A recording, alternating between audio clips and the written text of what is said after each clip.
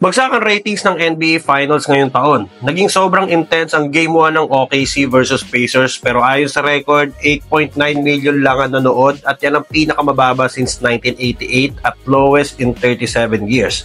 Kung hindi sasama yung finals noong 2020 at 2021. Pandemic yon, so understandable. Sasabihin na naman ng iba, si Lebron kasi ang nasa finals noong 2020 kaya mababa ang ratings. Eh yun nga ang isang tinitingnan na dahilan bakit mababa ang viewership ng finals ngayong 2025.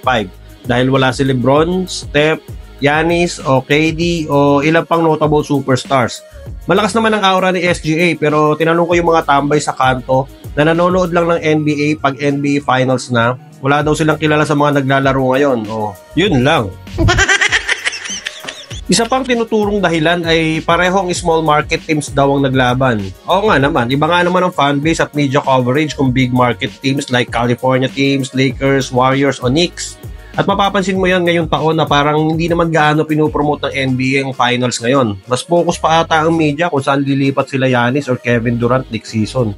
At may mga nagsabi din na one-sided naman daw ang laban dahil matapos dominahin ng OKC Thunder ang buong West, sila ang heavy favorite sa series ngayon. Kaya yung iba, nag-aabang na lang ng final score o highlights ng laban at hindi na nag-aabala pag gumising ng maaga para mapanood ang live game. Pero yon, nanalo ang Pacers sa Game 1 sa dikit na laban sa isang game winner shot kaya ang tanong, makahakot kaya ito ng atensyon ng fans at muling makabangon ng ratings ng NBA Finals ngayong taon? Let's see!